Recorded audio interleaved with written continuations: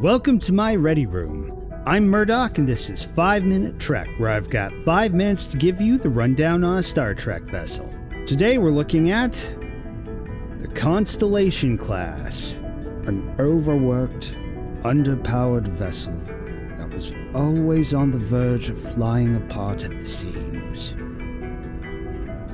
Before we get into today's ship class briefing, please do like and subscribe if you're enjoying this kind of content.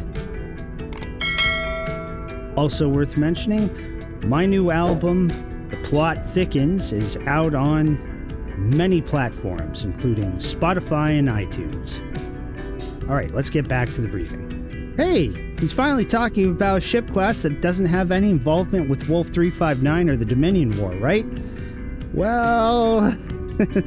It turns out we're still on this streak, unfortunately. The Constellation Class, as the then Captain Picard would describe it, was a well-abused workhorse in Starfleet that was actually considered very capable when it started its service life, once they worked out all the bugs. This class was named after the original USS Constellation, after it was lost fighting a doomsday machine in 2267. One of the first ships of this class was the USS Hathaway. There was also the Constellation herself, the Sempach, and Speedwell. First ordered built in 2275, and finally commissioned with a proper NCC registry in 2285. But what about the Stargazer, you ask?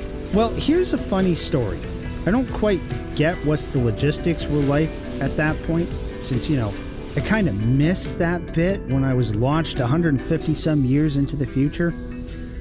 But for whatever reason, it took a while for Avidyne, the company that originally built the Constellation classes, to get the first few up and off the lunar surface.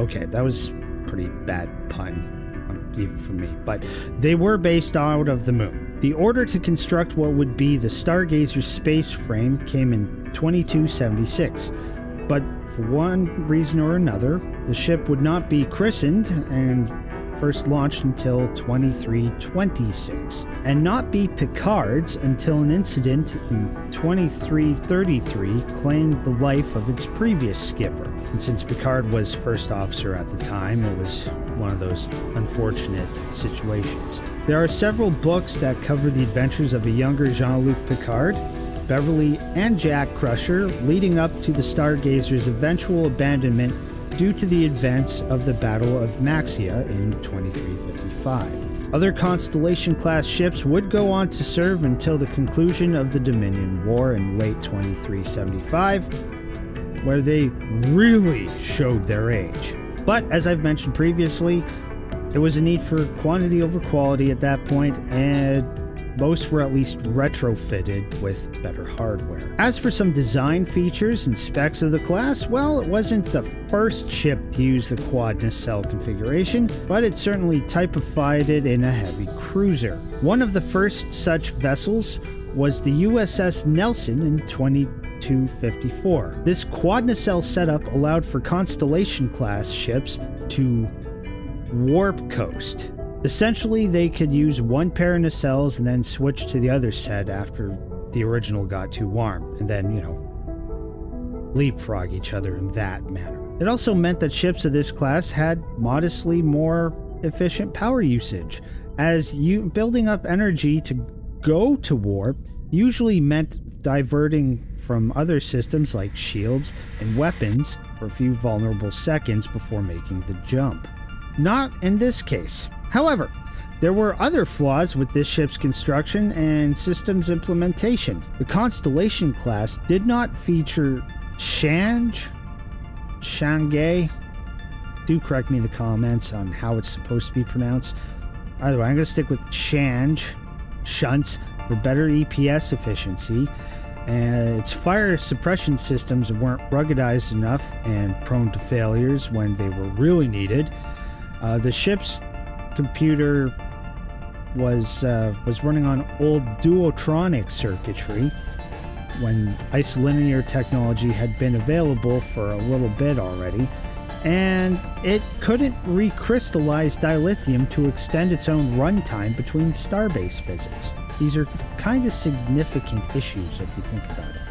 The Constellation Class features a modest 17 decks, is 310 meters long, 140 meters at its widest, and 94 meters tall. Ships of this class crewed roughly 350 pers, up to 1,500 passengers, and had a maximum capacity for 3,500 people in an emergency evacuation situation.